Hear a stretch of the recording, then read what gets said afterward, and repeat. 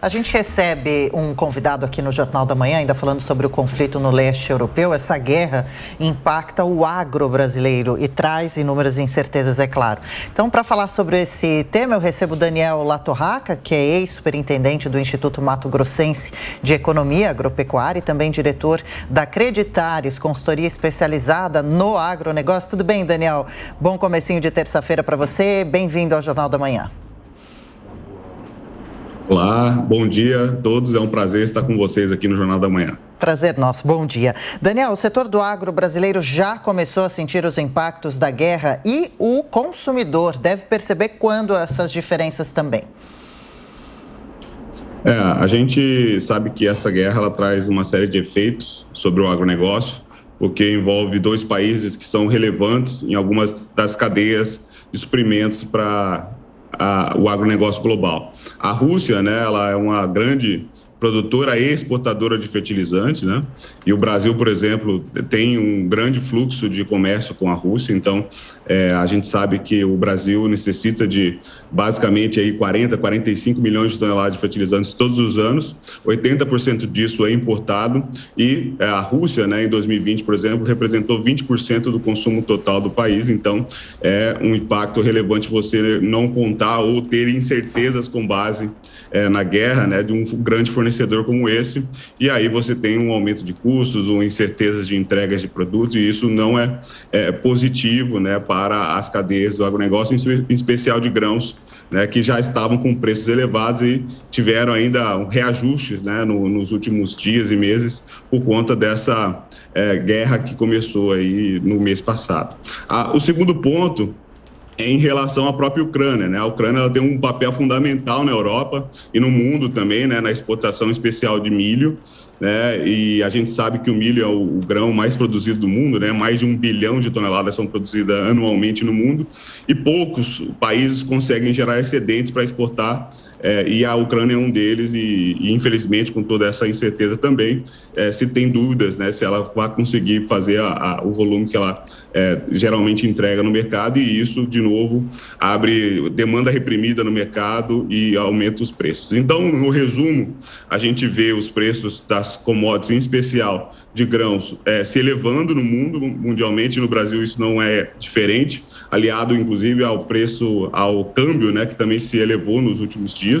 Então a gente teve esse aumento de preço e isso obviamente impacta não só diretamente nesses mercados, mas também, por exemplo, no mercado da carne, né, que frangos, suínos, que são altamente dependentes desse grão para a ração, né? Daniel Latorraca, pergunta agora do comentarista Ricardo Salles. Daniel, bom dia.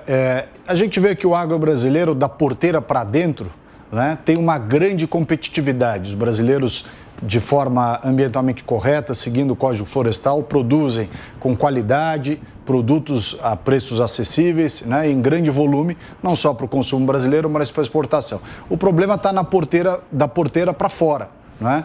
Como você citou aqui há pouco, as questões conjunturais e também, por exemplo, a ausência, no caso do potássio, lá, da possibilidade, por enquanto, de conseguir explorar e também questões de infraestrutura e tudo mais. Como é que você entende que a gente pode enfrentar essas questões com a mesma eficiência e objetividade com que outros países têm feito a superação das suas demandas internas, mas o Brasil vem perdendo essas oportunidades em razão de muitas discussões e entraves que não guardam relação de racionalidade?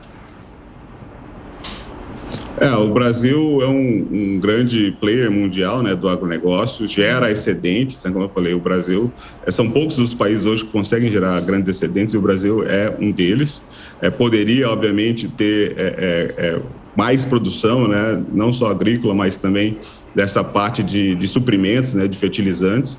Porém, a gente sabe que a nossa dependência ainda é muito grande, né, a nível internacional. Nós temos, sim, alguns gargalos internos, como você já mencionou, né, logística que vem melhorando nos últimos anos, mas ainda tem um caminho muito grande, né? Eu estou falando diretamente de Cuiabá, Mato Grosso, que é o estado que sempre teve, né, uma logística prejudicada, vem melhorando nos últimos anos, mas tem um desafio ainda pela frente, né? Porque a gente tem que trazer esse fertilizante do porto, né, Ricardo, e levar os grãos para para o porto ou para os mercados consumidores brasileiros, e isso é um problema ainda, né? E a gente sabe que todas as regulações e a dificuldade, a burocracia, né, fez com que, por exemplo, o mercado de fertilizantes, na verdade, aumentasse a sua dependência de importação nos últimos anos. Então, realmente, se a gente conseguisse melhorar a regulação e estabelecesse um plano e uma estrutura de fornecimento de fertilizantes interno, eu não tenho dúvidas que a gente ficaria menos dependentes e com menos incertezas num momentos extremos como esse. Daniel, na sequência, a pergunta é de Diogo Schelp. Diogo. A ministra Tereza Cristina, da Agricultura, diz que para a safra atual a questão dos fertilizantes não preocupa, mas sim para a safra de verão, a safra que é plantada aí no segundo semestre do ano. Com a possibilidade de conseguir novos fornecedores de fertilizantes, por exemplo, do Canadá, essa preocupação pode ser deixada de lado? A gente, até para explicar um pouquinho do time, né, das lavouras, na verdade a gente está colhendo, né, já a safra 21-22, a gente já plantou a segunda safra, né, que a gente fala que é a safra de inverno aqui no Mato Grosso e no centro-oeste brasileiro, né, que você planta agora o milho e depois colhe em julho. Então, a necessidade de fertilizante dessa safra, realmente, ela já está toda abastecida e já está no solo ou já virou soja, milho de primeira safra e outros grãos. Para a próxima safra é o grande desafio do planejamento dos produtores rurais do Brasil. A gente não tem todas os insumos comprados. Alguns produtores, inclusive, esperam algumas ações para comprar esse fertilizante, por exemplo, o recurso que vem do Plano Safra a partir de junho e todas as taxas de juros que também se elevaram nos últimos tempos. E então a gente acredita que para o ano que vem é a grande dúvida em relação, primeiro, aos preços que se elevaram, mas que de alguma maneira você tem um efeito reduzido desse aumento por conta da valorização também que se houve no preço dos grãos, mas o principal problema é se a gente não vai ter grandes gargalos logísticos a nível mundial, em especial em portos perto desse conflito, e também toda a questão do preço do seguro do frete marítimo, que também se eleva num momento como esse. Perfeito. Tem muitos detalhes para acompanhar do assunto. Deixa eu agradecer o Daniel Latorraca, que é superintendente do Instituto Mato Grossense de Economia Agropecuária, também diretor da Acreditares, consultoria especializada no agronegócio. Obrigada, viu, Daniel, pela participação. Boa terça-feira para você. Eu que agradeço. Perdão, Daniel. Antes da gente encerrar, nosso convidado comentarista de economia, Luiz Arthur Nogueira, está aqui no estúdio, pediu que quer fazer uma pergunta para você também. Então, peraí, vamos lá, Luiz. Obrigado, Adriana. Bom dia, Daniel. Uma das grandes preocupações envolve o trigo, né? O Brasil, tradicionalmente, é um grande importador de trigo e a gente produz muito pouco no sul do país. Só que os preços subiram tanto que até os produtores lá na região sul estão começando a exportar o pouco que a gente produz. Eu queria ouvir a sua opinião sobre isso e se caberia ao governo brasileiro fazer algum tipo de intervenção para manter esse trigo aqui no Brasil, ou isso seria uma medida extrema do tipo das adotadas pelo governo argentino, que normalmente, na ânsia de controlar a inflação, acaba proibindo exportação de diversos produtos? Exato. O Brasil é um grande dependente do mercado de trigo. A Rússia e a Ucrânia somadas, né, elas produzem mais de 100 milhões de toneladas de trigo, e isso realmente está impactando. Eu acredito que, eu sou economista e a favor do livre mercado, né, então, a não ser que seja uma necessidade extrema, né, eu acredito que qualquer intervenção no fluxo de mercado você pode criar anomalias e também algumas questões prejudiciais no médio e longo prazo, que é o que aconteceu com a Argentina, tá?